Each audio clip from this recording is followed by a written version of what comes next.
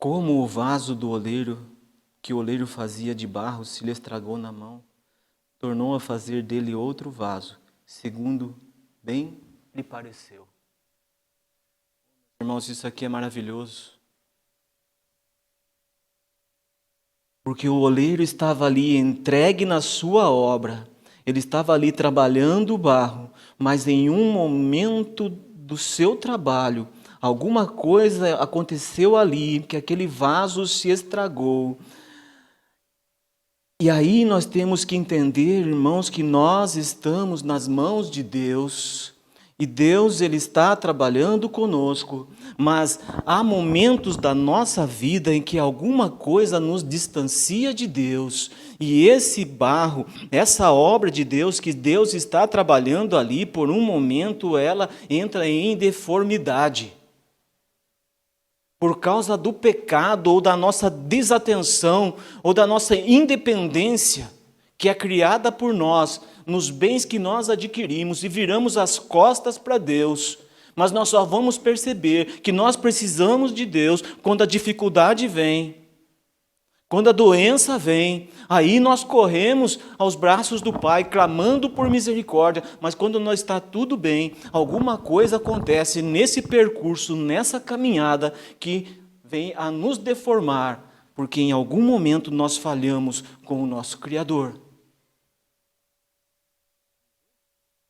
A Bíblia tem exemplo.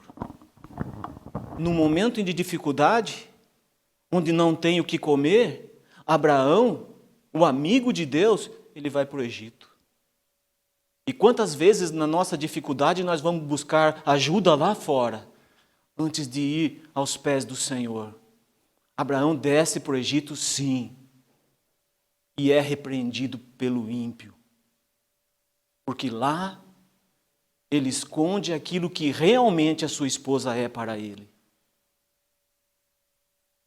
Não deixava de ser meia irmã, mas era a esposa dele. Sarai era esposa dele. Ele esconde porque tem medo. E quando se tem medo em perder a própria vida em detrimento de alguém, é porque você não confia no seu Deus que você serve, Todo-Poderoso, que te sustenta, que mesmo que você venha perder a sua vida física, você tem garantido a sua vida eterna ao lado dele. Desce para o Egito, Abraão. É repreendido pelo ímpio e sai de lá envergonhado. Porque um homem de Deus, escolhido de Deus, chamado por Deus, é envergonhado pelo ímpio, por uma atitude, num momento impensado, num momento de dificuldade. O vaso Abraão desanda na mão do oleiro. Não é só isso. Ele volta a cometer o mesmo erro com Abimeleque em Gerar. Novamente ele teme pela vida dele, pela formosura da sua esposa. Mas Deus fala em sonho com Abimeleque, e Abimeleque chama a atenção de Abraão. Novamente, ele cai no mesmo erro. Mas nesse entremeio tem Ismael. Deus fica 13 anos sem falar com Abraão. Deus está trabalhando na vida dele, como está trabalhando na nossa vida, mas as nossas atitudes competem para que o Senhor, em um momento, o vaso se estrague nas mãos dele. Bom, meus irmãos, que nós possamos entender, porque aquilo que nós somos dentro da nossa casa, aquilo que nós fazemos será repetido pelos nossos filhos. A nossa conduta de vida, tanto dentro de casa como na sociedade, ela vai ser repetida pelos nossos filhos, porque os nossos filhos olham para nós como o comandante de um navio olha para o farol que lhe dá direção.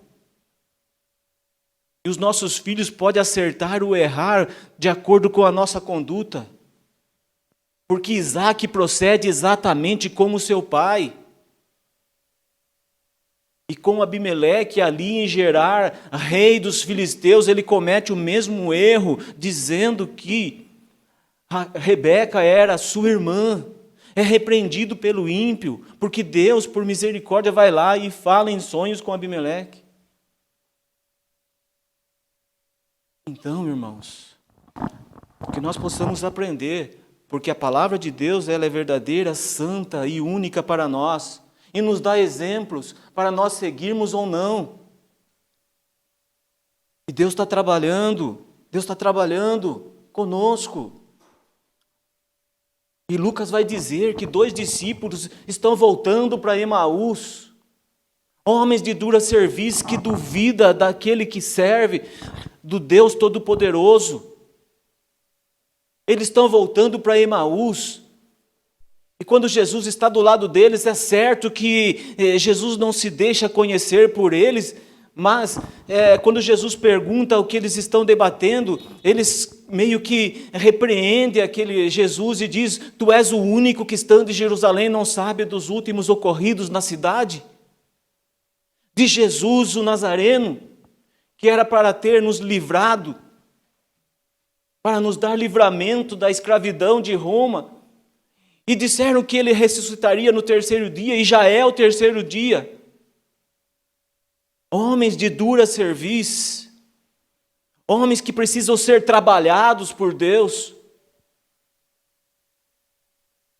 E Jesus tem que começar tudo de novo, é o processo do oleiro.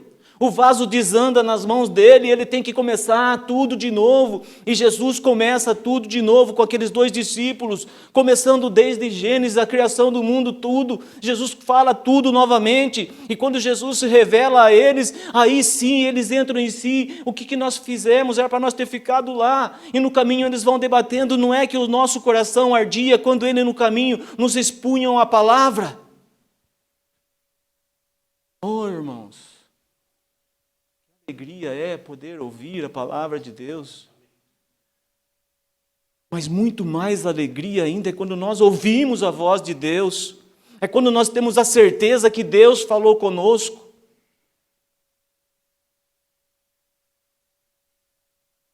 É o vaso, nós somos. E tudo isso, irmãos, e nós aprendemos, ouvimos aqui no domingo, que tudo isso acontece na nossa vida porque em algum instante da nossa vida nós deixamos de levar a nossa cruz. A nossa cruz é tão pesada, em algum momento nós deixamos de lado. E nós não atingimos o objetivo.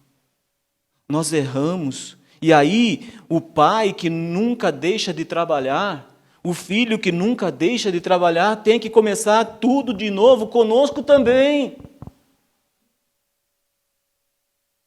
A verdade é que quando nós olhamos para isso, é um texto que nos humilha.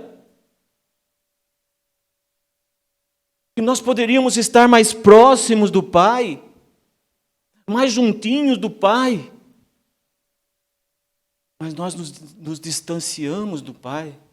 E o Pai continua o seu trabalho conosco.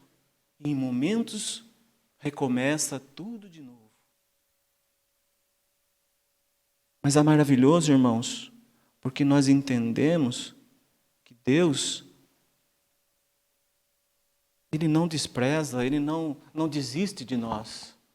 Porque assim como aquele barro na mão do oleiro, Ele não descarta por haver alguma coisa ali que deu errado, mas aquilo é retirado e a matéria-prima, ela volta para a roda e começa o processo tudo de novo.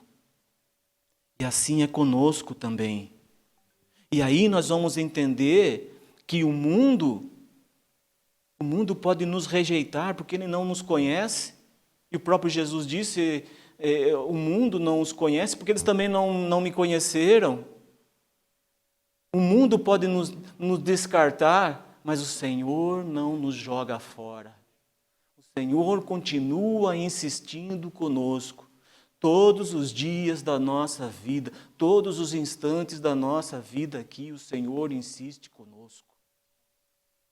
Mas haja em nós arrependimento, para que o Senhor, com alegria, comece novamente o seu trabalho em determinado momento que teve que parar, porque alguma coisa nos estragou.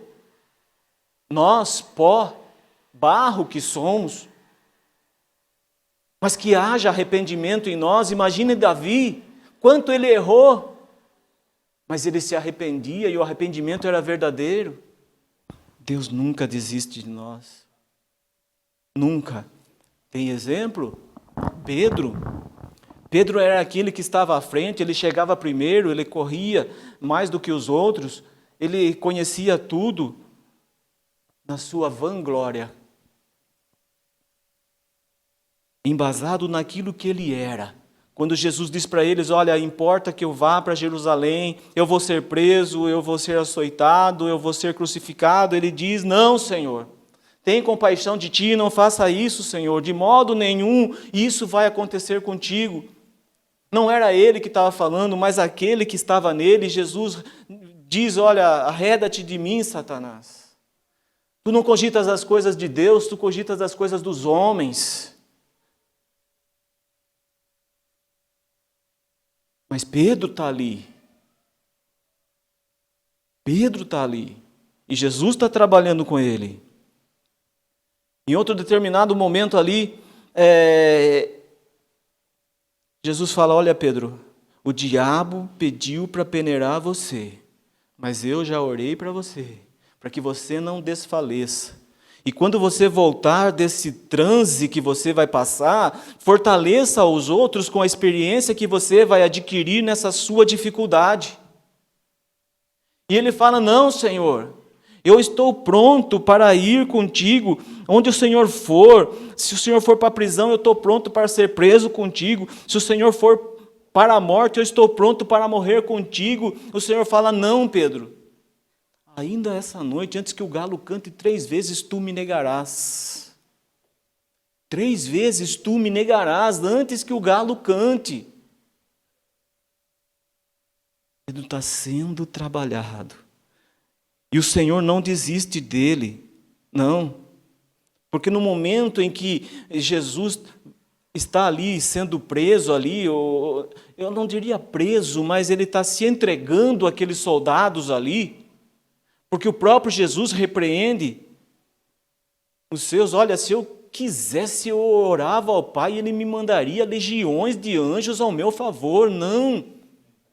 Mas essa não é a vontade do Pai, e eu estou aqui para fazer a vontade do Pai. Jesus se entrega ali, e naquele momento que aqueles soldados lançam mão de Jesus, Pedro vai lá e corta a orelha do filho do sacerdote.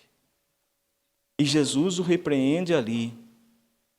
Jesus manda ele guardar a espada. E Jesus diz para ele, não beberei eu, porventura, o cálice que o Pai me deu? Pedro está sendo trabalhado. Com toda a sua falha, Jesus não desiste de Pedro. Jesus não desiste de Pedro. Mas ele desanima, porque no momento em que ele traz Jesus pela 3ª vez, Jesus está saindo do pretório, todo açoitado, todo machucado. Ele olha para Jesus e Jesus fita os olhos nele, olhar de compaixão, olhar de perdão, olhar daquele que ama verdadeiramente, de um amor profundo, que vem da alma. E Pedro, ele sente ali o peso do erro dele, e a palavra de Deus diz que ele chora amargamente. Amargamente. Esse choro amargo é algo podre que sai de dentro dele, de tão arrependido que ele sente naquele momento. Mas ele desanima dele mesmo. Chega um momento que ele fala, eu vou pescar. Talvez não haja mais solução para mim, aquilo que eu fiz é muito grave, eu vou pescar. E ele é um influenciador e os outros vão atrás dele. Mas Jesus não desiste dele. Os outros foram pescar com ele, mas foi ele que traiu, foi ele que negou. E eles estão lá pescando, eles não pegam nada. Mas Jesus está lá no barranco, na beira do rio ali, assando peixes para eles. Jesus está dizendo, olha, vocês não são mais pescadores comuns. Vocês são pescadores de homens, vocês não podem voltar ao velho homem, às velhas práticas. E ali Jesus restaura Pedro na beira daquele lago, daquele mar. Jesus restaura Pedro ali. Quando Jesus pergunta para ele 3 vezes, tu me amas? E Pedro ali arrependido, Senhor, tu sabes tudo, tu conheces tudo, Senhor, sonda o meu coração, o meu pensamento, o Senhor me conhece, o Senhor sabe que eu te amo. Ali Pedro é restaurado, porque há arrependimento. O mundo pode dizer que não há solução para os cristãos, mas o Senhor está conosco, nós estamos nas mãos do Senhor. O trabalho do Senhor conosco é constante, não para.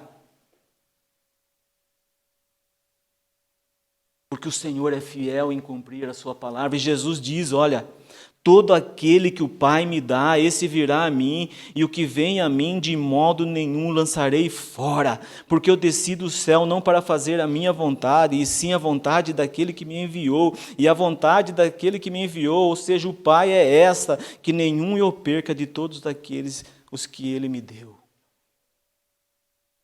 Nós temos a garantia de que o Senhor não nos abandona. Os dias difíceis vêm sim. Os medos vêm sim, mas o Senhor está conosco. As dificuldades vêm sim. As notícias ruins vêm, mas o Senhor está conosco.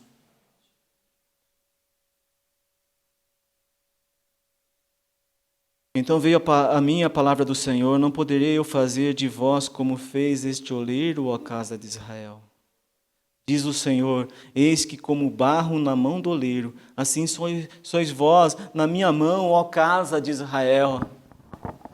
Assim como o barro é nas mãos do oleiro, assim sois vós na minha mão, ó casa de Israel. Essa palavra que era para o povo de Israel, o reino de Judá, naquela época, é para nós nos dias de hoje.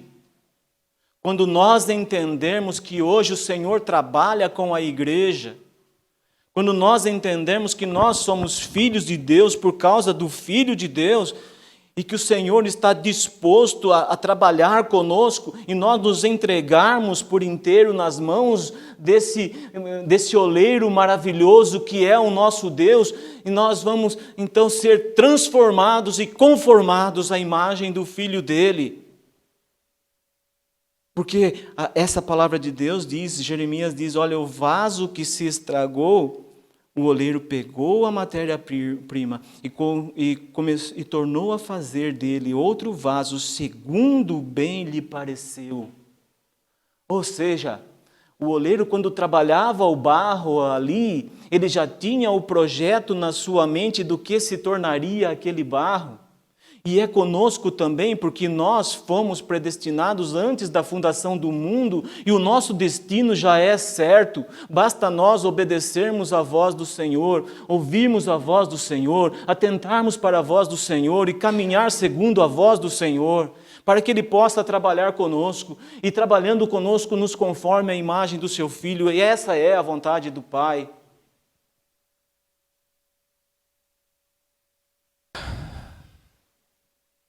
Irmãos. Mas, enfim, o que acontece com aqueles que são trabalhados por Deus? A palavra de Deus vai dizer que havia um homem, Saulo de Tarso, e ele aparece justamente ali, no momento em que Estevão, um diácono da igreja ali, cheio do Espírito Santo, ele é confrontado ali, mas ele não pensa na sua vida física, mas ele honra a palavra de Deus, ele dá testemunho da palavra de Deus, ele não nega Cristo. E Saulo participa de tudo isso. Atos dos Apóstolos 7. Mas Estevão, cheio do Espírito Santo, fitou os olhos no céu e viu a glória de Deus e Jesus que estava à sua direita. E disse, eis que vejo os céus abertos e o Filho do Homem em pé à destra de Deus. Eles, porém, clamando em alta voz, taparam os ouvidos e unânimes arremeteram contra ele. E lançando-o fora da cidade, o apedrejaram. As testemunhas deixaram suas vestes aos pés de um jovem chamado Saulo. E apedrejavam Estevão, que invocava e dizia: Senhor Jesus, recebe o meu espírito. Então, ajoelhando-se, clamou em alta voz: Senhor, não lhes imputes este pecado. Com essas palavras adormeceu. Senhor, não contabilize, Senhor, a eles esse pecado. E com essas palavras ele adormeceu. E no capítulo seguinte, no primeiro versículo diz: E Saulo consentia na sua morte. Saulo estava ali, Saulo ouviu as palavras de Estevão, Saulo consentiu na sua morte, porque ali ele era uma autoridade, ele poderia ter impedido, mas quem vai crer num jovem que está ali para ser apedrejado, dizendo que ele está vendo os céus abertos, ele está vendo Jesus, o Filho do Homem, em pé à destra de Deus, o Deus que os judeus criam, o Deus que eles oravam, que eles clamavam, estão dizendo agora, aquele jovem está dizendo: olha, eu vejo os céus abertos e o Filho do Homem em pé, sentado à destra de Deus. Bom, quem vai crer nisso? Mas acontece que esse Saulo tem um encontro com esse Jesus ali no caminho de Damasco. E ele ouve a voz do Senhor, e talvez passe um filme na cabeça dele, todas essas palavras que Estevão pronunciava no momento do apedrejamento a ele. E ali ele crê no Senhor, porque a sua visão é tirada.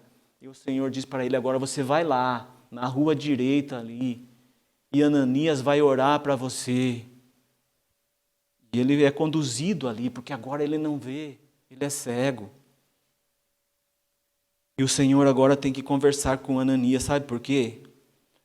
Porque o Senhor quer trabalhar conosco. Mas quando nós nos entregamos na mão do oleiro, Ele nos usa para trabalhar com o nosso próximo. O Senhor quer nos usar para trabalhar com o nosso irmão, para trabalhar com a igreja. O Senhor quer nos usar para nós anunciarmos o evangelho de salvação a esse mundo perdido. E agora o Senhor orienta a Saulo: vai à rua direita, e lá você vai, lá na casa de Judas, e vai vir ao seu encontro Ananias. Saulo está sabendo de tudo isso, mas o Senhor agora precisa conversar com Ananias, e para que Ananias vá até lá e ore por ele.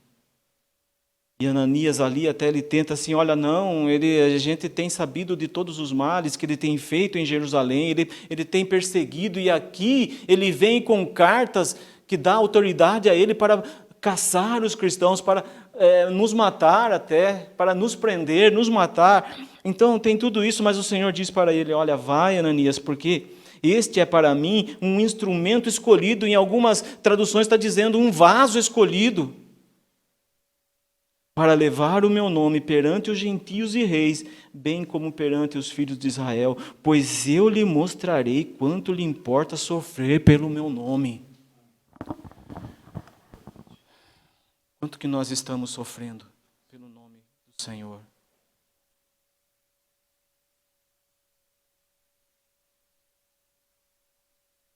E há um crescimento nesse trabalhar com a igreja.